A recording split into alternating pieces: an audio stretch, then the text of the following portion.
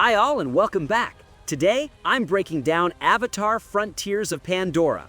What it is, how it plays, what changed since launch, and why the new third-person mode fixes a big problem the game had since day one. No filler, here we go.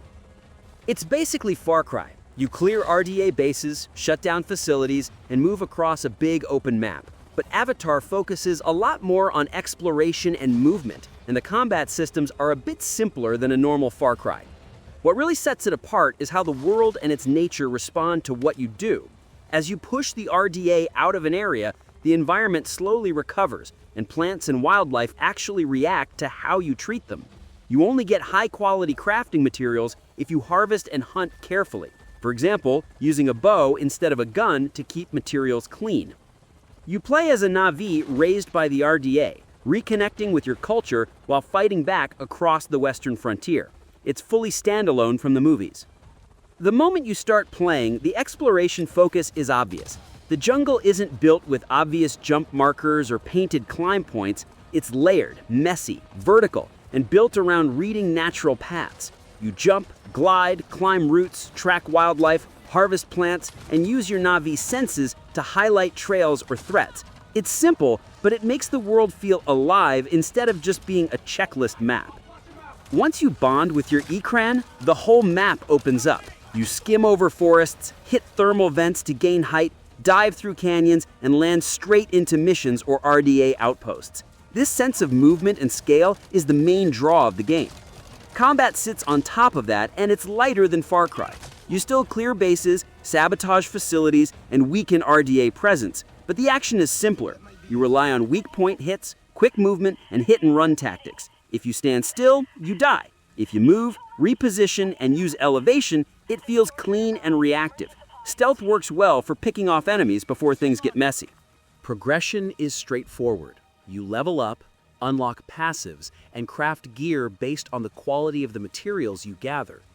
Better ingredients give better stats, so careful harvesting matters. Now, what changed since launch?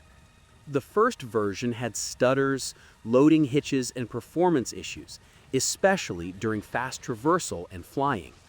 Since then, multiple updates improved streaming and frame pacing. Flying is noticeably smoother, the shader stutter is mostly gone, and the world loads in far more reliably. It isn't perfect, but it's clearly better than launch week.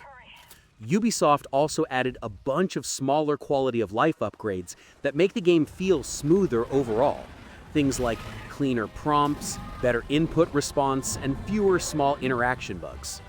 And now we also have third person coming. I actually wanted to wait with this video until the update dropped, but I'm on vacation when it goes live, so here we are. And this isn't just for people who don't like first person. Since the world is built vertically without obvious climbing markers, traversal can be a lot harder in first person than it needed to be. People kept misjudging jumps, missing branches, or losing track of their landing space. Third person makes that a lot easier. You can see your movement, your spacing, your jump arc, and the environment around you. It turns traversal into something readable instead of guesswork. So if you struggled with that at launch, this mode will make the jungle flow much better. Maybe a bit less immersive, but definitely a lot smoother. So what can you expect today? A big, beautiful world built around movement and exploration. Far Cry-style base clearing, but with less combat depth. Nature systems that add a bit of meaning to gathering. Performance that's better than launch. And a third-person mode that makes the traversal system a lot easier. That was it. If you like videos that don't waste your time, please consider liking and subscribing.